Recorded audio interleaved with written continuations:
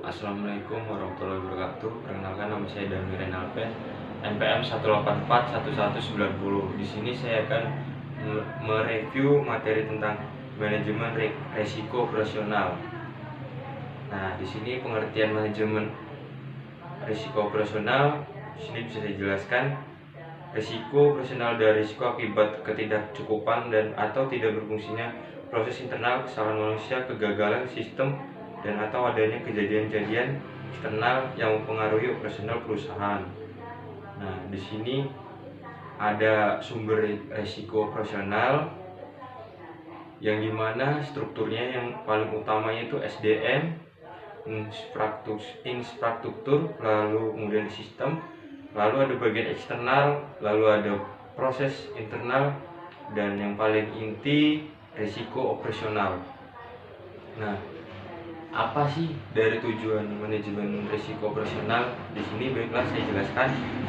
Di sini tujuan utama manajemen risiko operasional ke depan adalah untuk meminimalkan kemungkinan dampak negatif dari tidak berfungsinya proses internal, kesalahan manusia, kegagalan sistem, dan atau kejadian eksternal. Nah, di sini dapat dilihat ada sumber-sumber risiko operasional.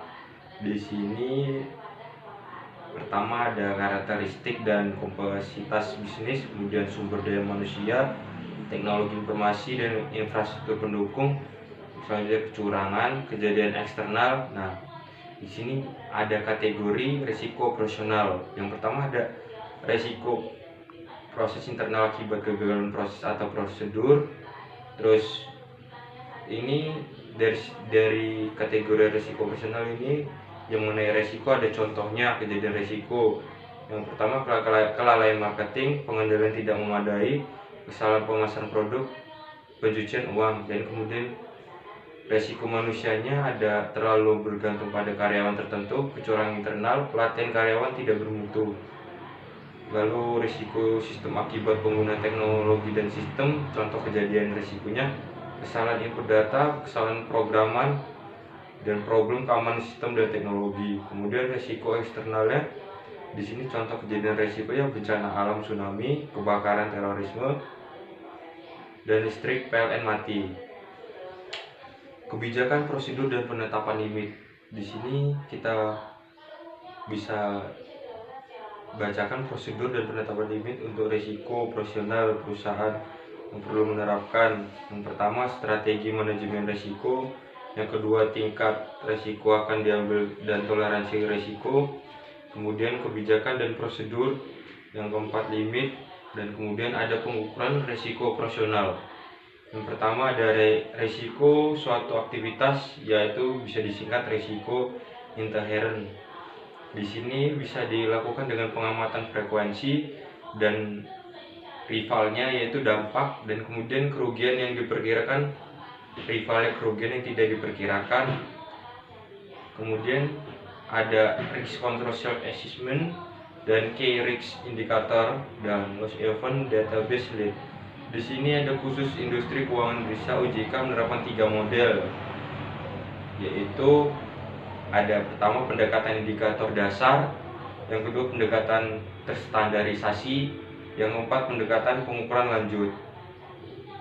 Nah, di sini kita dapat melihat dari contoh sebagai berikut: tahun 2016, 15, 14, 13, 2012 menurun dari tahun ke tahun. Pendapatannya dari 2016 750, 2015 3000, 2014 2250, 2013 1750, 2012 2500.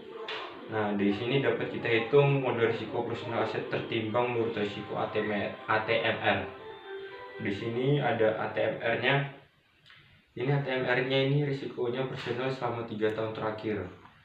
Dan di sini kita bahas 12,5 kali beban modal risiko operasional sama dengan 12,5 kali 15% dalam kurung 750 plus 3000 di plus 3 2250 tutup kurung atau dibagi 3 sama dengan 3750. Dengan demikian ATMR risiko operasional ada 3.750.